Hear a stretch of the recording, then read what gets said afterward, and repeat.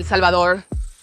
Il y a seulement quelques années, la seule distinction que cette petite nation d'Amérique centrale a reçue était d'être la capitale mondiale du meurtre, avec des violences de gangs terrorisant les communautés et les entreprises locales. Cependant, si l'on avance rapidement à aujourd'hui, les choses semblent très différentes, principalement grâce à ce gars. Actuellement à son 2e mandat en tant que président du pays, Nayib Bukele se décrit comme le dictateur le plus cool du monde. Et bien qu'il ne soit pas sans critique, depuis qu'il a pris ses fonctions, le taux d'homicides au Salvador a continué de diminuer et est maintenant le plus bas de toutes les Amériques. Soudain, tout le monde veut visiter El Salvador. Et c'est ainsi que je me retrouve ici aussi, désireuse d'en savoir plus sur cette transformation miraculeuse et de me lancer dans un voyage à travers ce mystérieux pays d'Amérique centrale.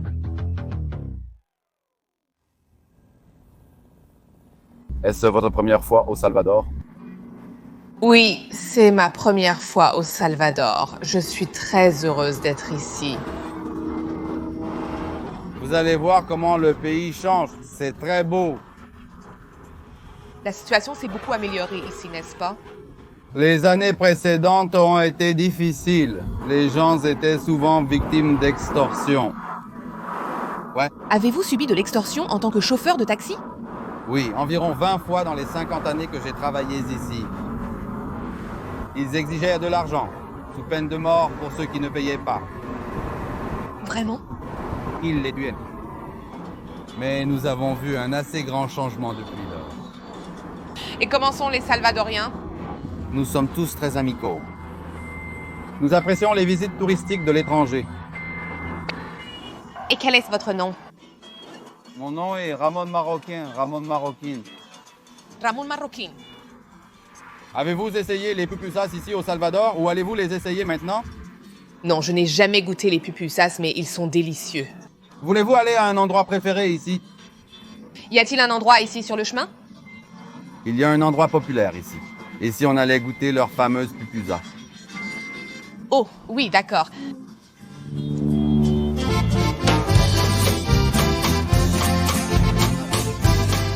Alors, qu'est-ce que les pupusas, Ramon?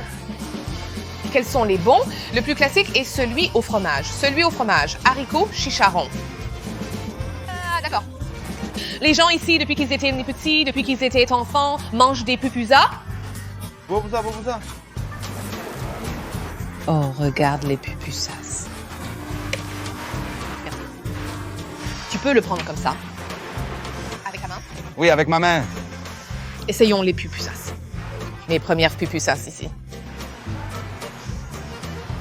Oh oui, tellement bon. Très savoureux, monsieur.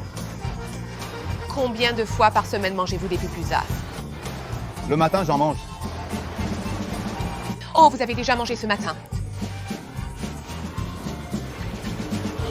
Et regardez, cela ne fait même pas une demi-heure que je suis arrivée dans le pays et je mange déjà ma première pupusa.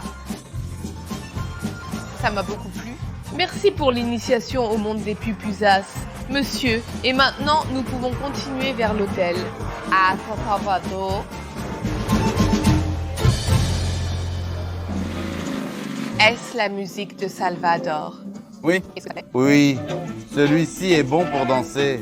Celui-ci, ouais? Merci beaucoup, Ramon. Ce fut un voyage très amusant. Au revoir, merci.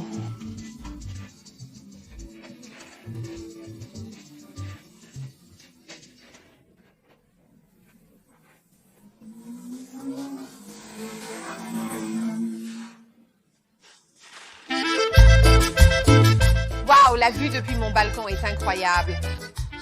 Comme vous pouvez voir le volcan San Salvador. C'est incroyable. Je ne peux pas attendre d'aller explorer ce pays. Je suis tellement excitée. J'adore aussi avoir un endroit où je peux travailler.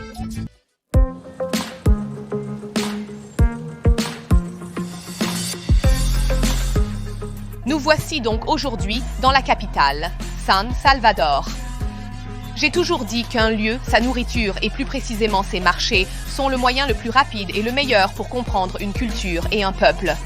Je me dirige donc directement vers le cœur de la ville, le marché central.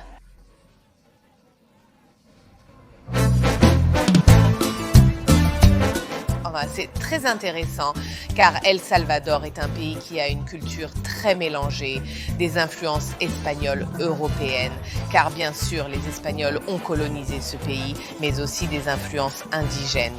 Et cela se reflète vraiment dans la nourriture et dans les marchés. C'est tellement intéressant. Il y a beaucoup de tortillas. Bonjour. Tortillas de maïs, oui. Ils ont donc beaucoup de tortillas de maïs que les gens apprécient énormément. Le maïs vient d'ici? Oui, d'ici, El Salvador, national. Ah, c'est intéressant, car on dit toujours que le Mexique est le pays de la tortilla de maïs. Ici, ils en mangent beaucoup à côté. C'est intéressant parce que tu penses toujours que c'est le Mexique qui a la tortilla, n'est-ce pas? Mais on la prépare beaucoup ici aussi. Oui. Celles du Mexique sont plus minces et ici elles sont plus épaisses. Je comprends. Ça a l'air très frais. Merci beaucoup. Au revoir. Ça a l'air très frais et ça sent incroyable. Qu'est-ce que c'est? Est-ce un fruit? Oui, c'est un fruit, c'est sucré. Tu veux l'essayer? Ouais, d'accord. C'est un fruit local? Oui. Oh, je n'en ai jamais entendu parler.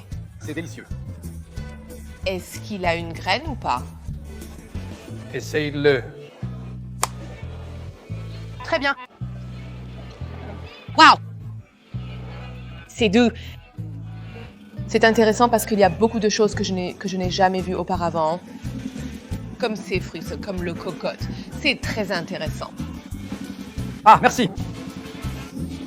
Très gentil, merci beaucoup, merci beaucoup. Mango, mango. C'est délicieux. Beaucoup de mangues ici. Oui, beaucoup de mangue. Waouh, merci. Et c'est comme ça qu'on le mange. Oui, c'est délicieux. C'est très sucré. Oh mon Dieu, oui. Et vous en obtenez beaucoup ici. Il y en a de nombreux, de cette taille. Regardez. Merci pour la mangue.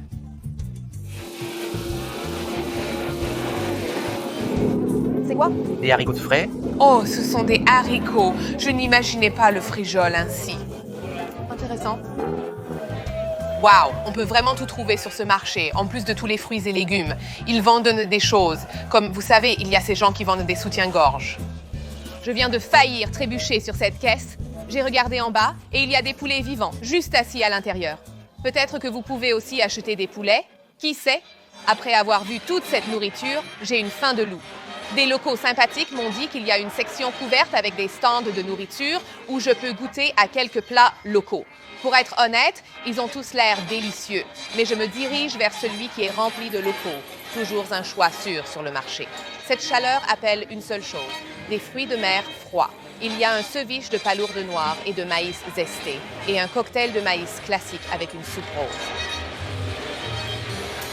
Dans cette chaleur, c'est délicieux. Mange avec une de ces choses. Prends-en une. J'adore que les locaux me montrent la bonne façon de manger ça.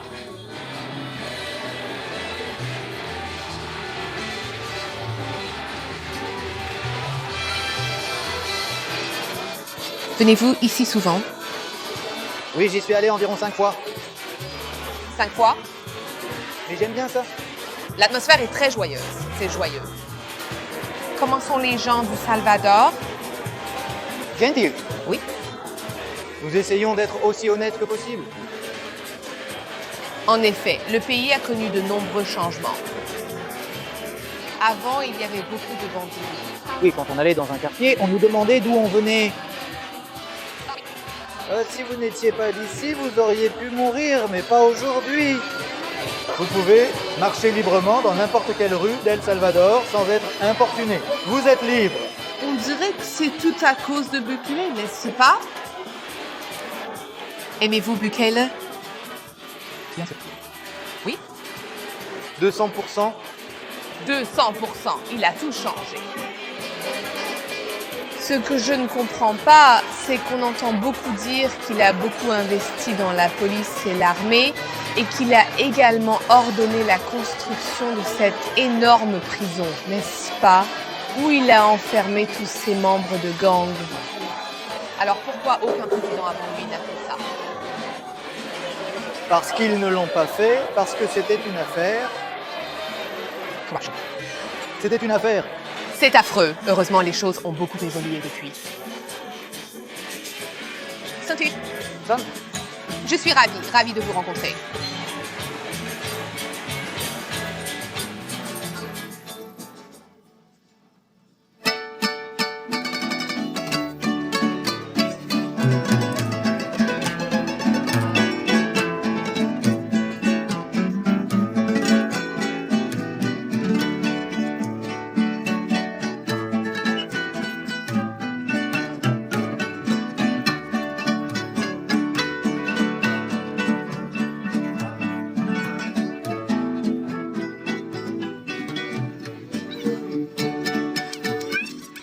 En me promenant dans le centre historique de San Salvador, je me souviens qu'il n'y a pas si longtemps, c'était le théâtre d'activités criminelles, de violences de gangs et d'un manque général de sécurité. Mais ce n'est plus le cas. Tout a été nettoyé. Il y a une nouvelle bibliothèque nationale étincelante et des places idylliques dominées par de magnifiques cathédrales. Les enfants jouent joyeusement, les parents regardent sans souci apparent. C'est pittoresque, beau et on ne se sent rien d'autre qu'en sécurité. Êtes-vous tous d'ici, d'El Salvador? Oui, de la ville. Comment vont les choses en ville? Calme. Différent. C'est un processus sociologique. Ce n'est que le début, car il faut des changements économiques et sociaux. Pour créer de nouveaux emplois, nous avons besoin que des entreprises étrangères viennent investir au Salvador. Et ils le font. Bien sûr. Nous avons des millions de Salvadoriens qui travaillent aux États-Unis et qui ne pensaient pas revenir. Qui ne prévoient pas de revenir. Ils reviennent désormais avec de l'argent pour investir dans des projets, ce qui est positif. Nous, au Salvador, commençons tout juste à résoudre les problèmes que nous avons. Nous sommes au début, mais il y a de l'espoir. Eh bien, j'espère que cela peut être accompli. Cela a été une première journée très intéressante ici à San Salvador. Juste rencontrer les locaux et avoir une idée de ce qu'est la vie au Salvador aujourd'hui. Il est difficile d'imaginer qu'il y a quelques années, il aurait été impossible pour les locaux de venir ici, de venir en centre-ville parce que c'était si dangereux. Il est donc vraiment agréable de les voir sortir et se promener. Tout le monde est si libre et si heureux. N'oubliez pas de rejoindre mes adhésions YouTube pour accéder à des images bonus de mes voyages et à des questions-réponses personnelles avec moi où je réponds à vos questions comme d'où je viens et comment j'ai commencé la création de contenu. Le lien pour rejoindre est dans la description ci-dessous. La principale gare routière de San Salvador voit des centaines de bus transporter des personnes vers toutes les parties de ce petit pays tous les jours.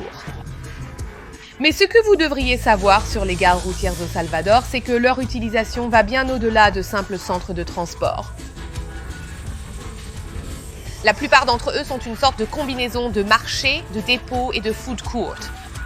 Et je commence à réaliser que ces terminaux sont aussi l'un des meilleurs endroits du pays pour manger de la nourriture locale sérieusement bon marché et délicieuse.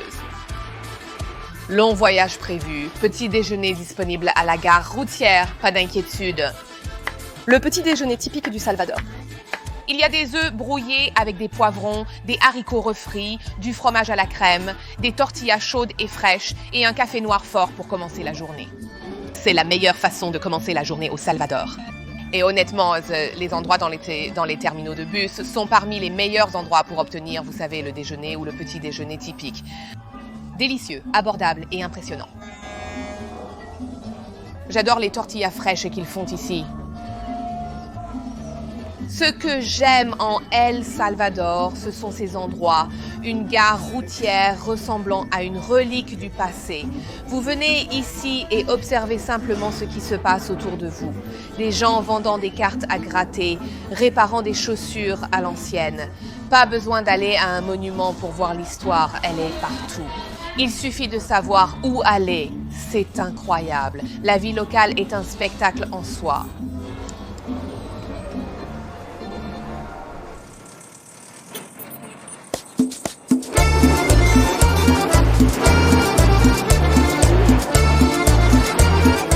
S'il y a une chose que vous remarquerez à propos d'El Salvador, c'est qu'il n'y a pas de pénurie de transport pour amener les habitants là où ils doivent être.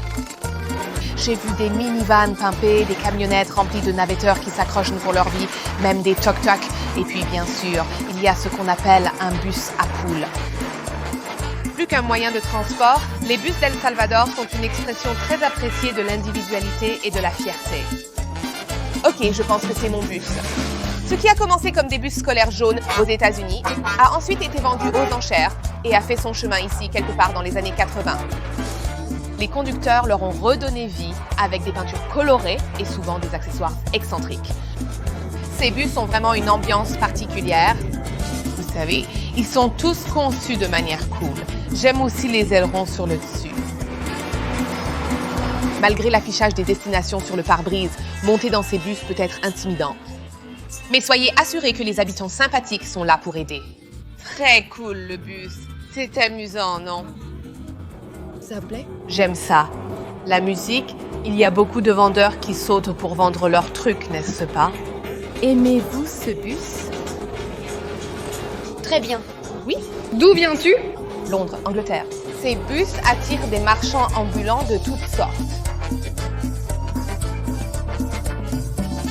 Veillant à ce que votre voyage soit aussi confortable que possible, étant donné que vous êtes assis parfois pendant des heures sur des sièges faits pour les écoliers.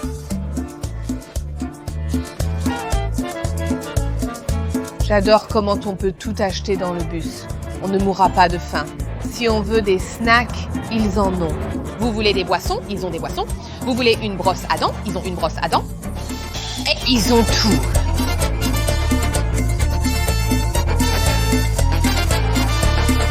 C'était un tour très amusant.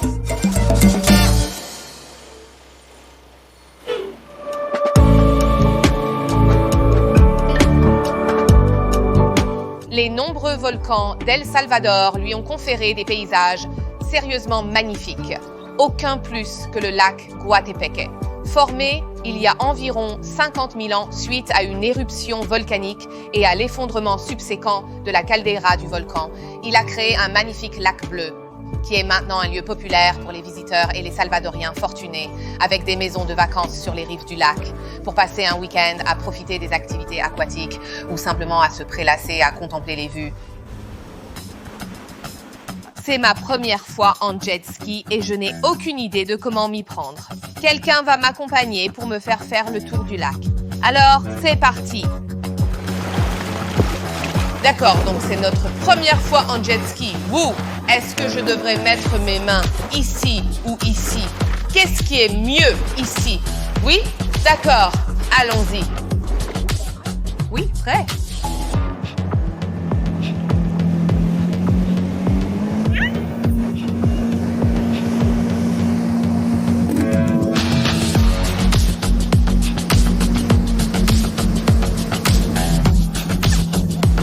Waouh, c'est tellement amusant.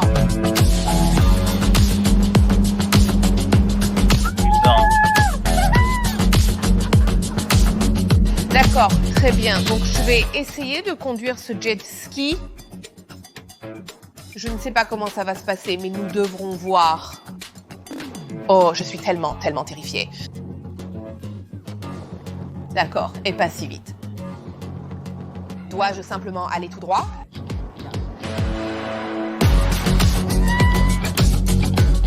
C'est trop lent, n'est-ce pas? Allez, un peu plus. Nous allons nous mouiller un peu. Un peu plus.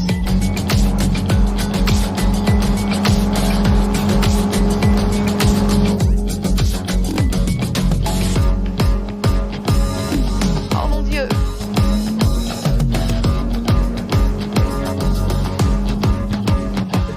C'était très amusant, bien que très effrayant. Et Daniel, je pense qu'il pensait que j'allais essentiellement faire écraser le jet ski parce que quand vous allez assez vite, c'est assez effrayant, mais eh bien, ce n'était pas trop mal, n'est-ce pas? Non, tu l'as très bien fait, très bien. Merci. Quel endroit incroyable, les paysages sont époustouflants et magnifiques.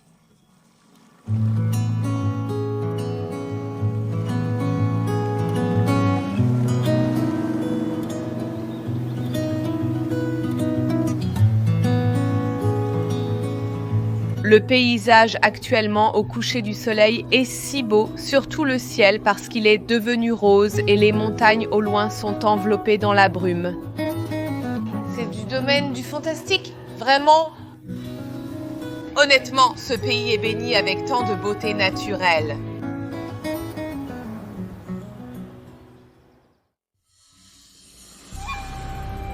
Ilamatepec d'El Salvador, mieux connu sous le nom du volcan Santa Ana.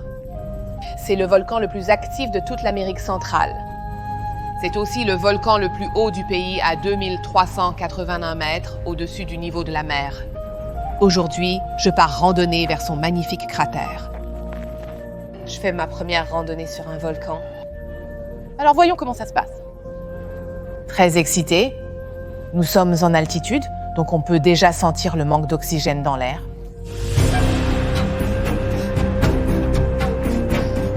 Mon Dieu, il fait 1 million de degrés maintenant et c'est vraiment très dur. Je dois y arriver cependant.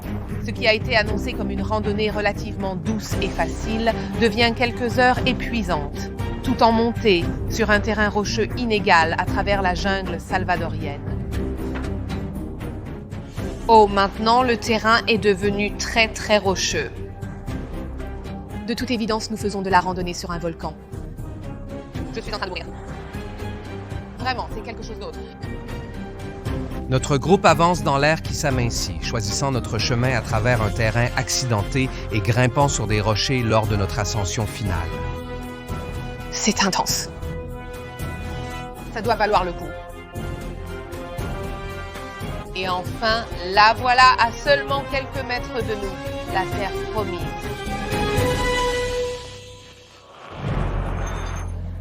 Waouh! D'accord, ça valait vraiment le coup. Et c'est incroyable. Assis à l'intérieur du cratère de ce volcan se trouve un magnifique lac de soufre turquoise, d'une couleur si éclatante qu'il est difficile de croire qu'il est réel. La brume chaude s'élevant de sa surface.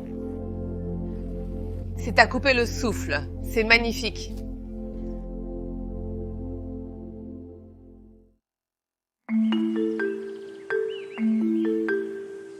El Salvador produit quelque chose que nous aimons tous, dont nous sommes obsédés, que nous consommons souvent en excès et sans lequel nous ne pouvons souvent pas fonctionner. Je parle de café.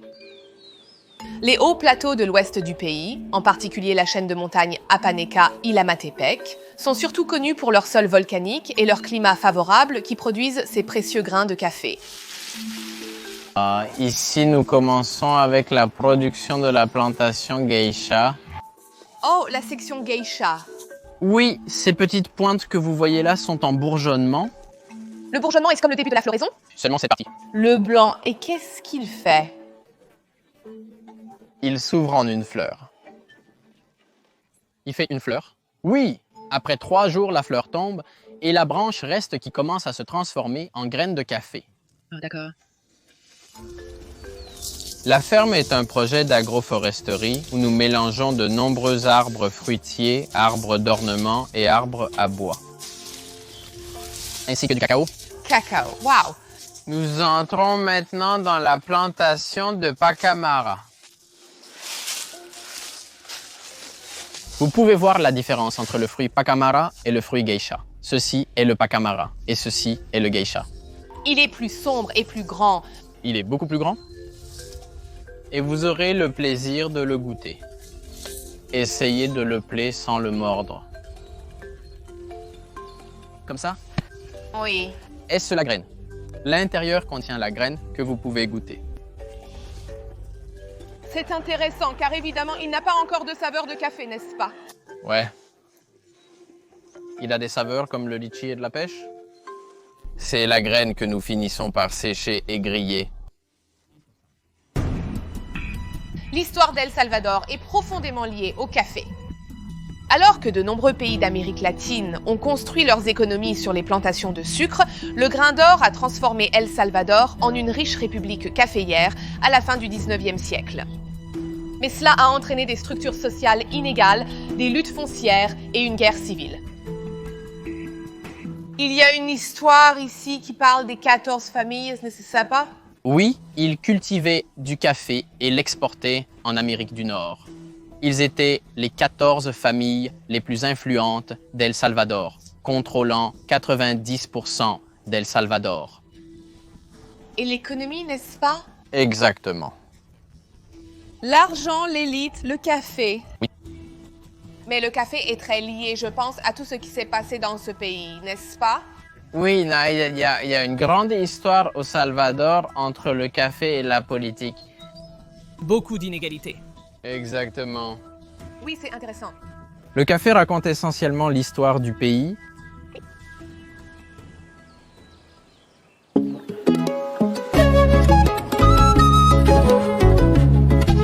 Au pied de ces montagnes se trouve une série de villes pittoresques et charmantes. L'ambiance est détendue. Les choses ici n'ont pas vraiment beaucoup changé au fil des siècles et sont faites à l'ancienne. Hey, comment ça va? Hey! Tout le monde est très sympathique dans ces petites villes. J'adore l'impression de communauté qui s'en dégage, où chacun se connaît.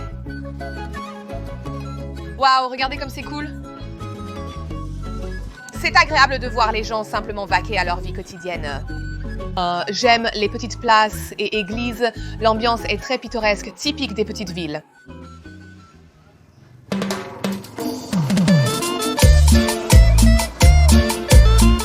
C'est le mode de transport local ici, l'un des nombreux. Allez-vous à Salcotitan? Oui, montez. Merci.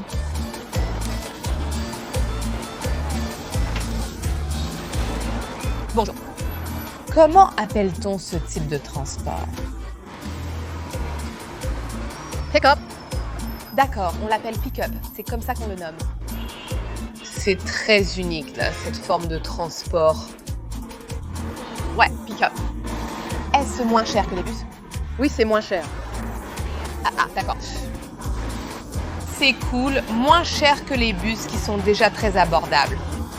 En résumé, ils ne partent que lorsque le pick-up est rempli au maximum. On prendra des gens en chemin, d'où le nom de pick-up. Le transport au Salvador est amusant. Beaucoup courent car on part sur le champ. C'est un mode de transport très intéressant. La première fois que je monte à l'arrière d'un pick-up. Assez attends.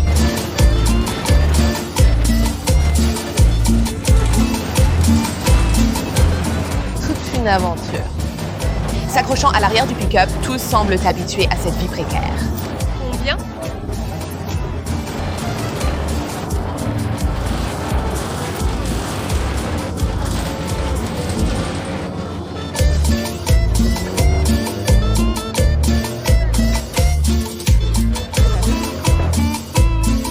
Ciao.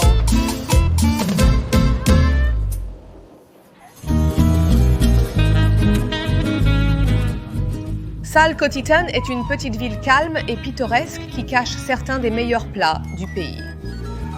Un favori est le plat classique salvadorien de manioc bouilli, connu localement sous le nom de yuca, et chicharron, des couennes de porc frites servies sur une feuille de banane avec une portion de salade de choux épicée et de sauce tomate.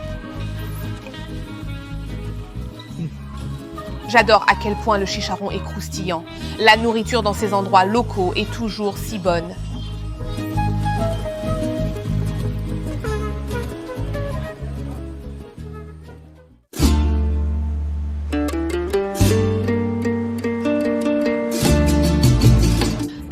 El Salvador est béni avec tant de beaux paysages et bien sûr, il a la côte pacifique.